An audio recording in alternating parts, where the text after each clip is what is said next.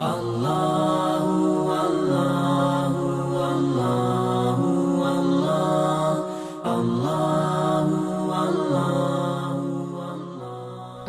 علیکم ورحمۃ اللہ وبرکاتہ۔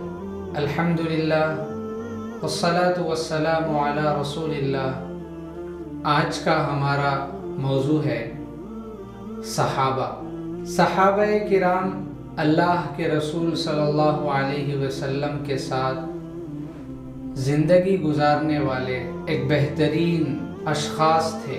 صحابی اس شخص کو کہتے ہیں جس نے اللہ کے نبی کو حالت ایمان میں دیکھا ہو اور اس کی موت ایمان پر ہوئی ہو۔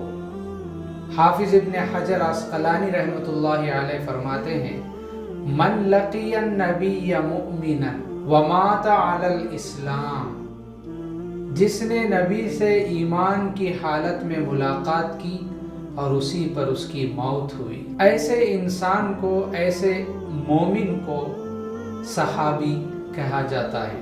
پیارے بھائیوں، اللہ تعالیٰ نے قرآن مجید میں صحابہ کی صفت کے بارے میں، ان کے اوصاف کے بارے میں قرآن مجید میں آیتیں بہت ساری نازل فرمائی ہیں۔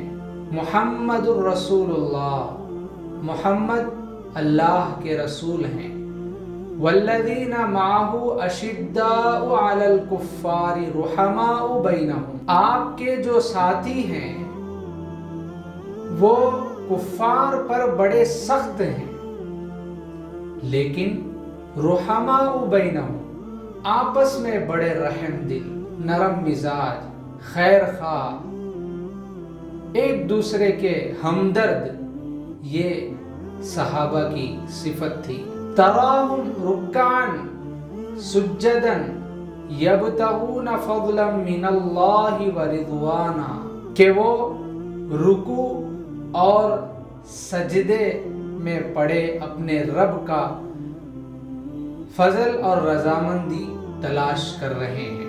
سیماہم فی وجوہہم من اثر السجود، ان کا نشان یہ ہے کہ ان کے چہروں پر سجدے کا اثر ہے۔ یہ صحابہ کی زندگی کا عمل تھا، اللہ کے حکم پر نماز کی پابندی وہ کرتے تھے۔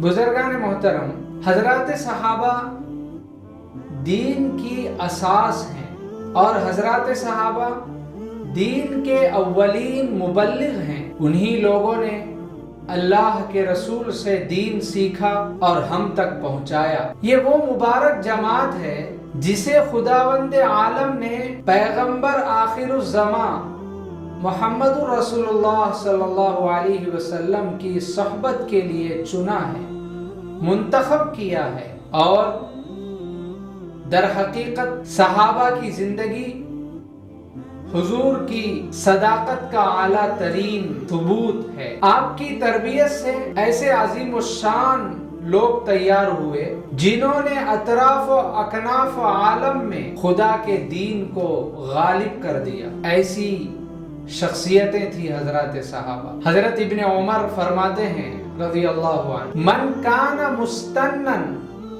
فلیستن بمن قد مات، اگر کوئی شخص اقتدا کرنا چاہتا ہے، پیروی کرنا چاہتا ہے، تو وہ اصحاب محمد کی سنت پر چلے جو کہ فوت ہو چکے ہیں، بمن قد مات۔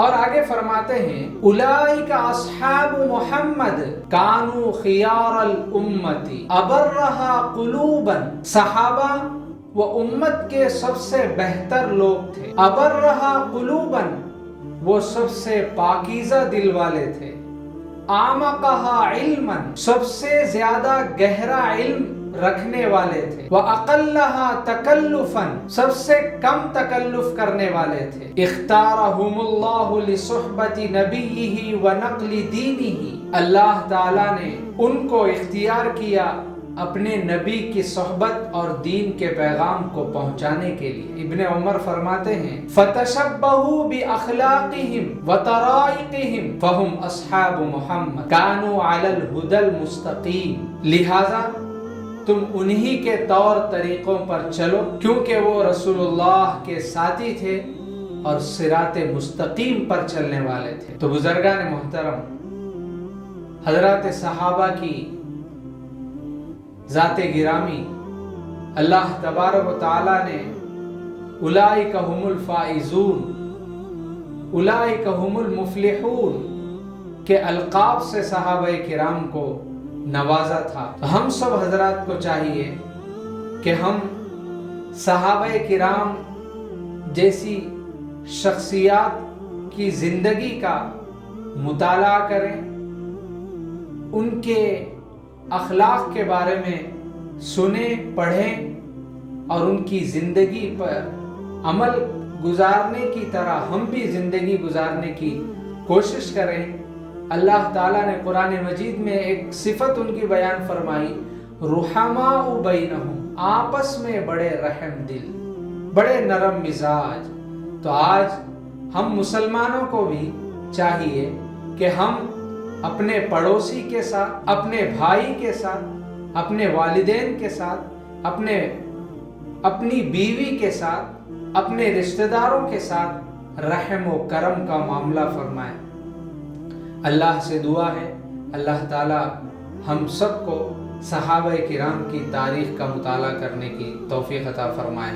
وآخر دعوانا ان الحمد للہ رب العالمین۔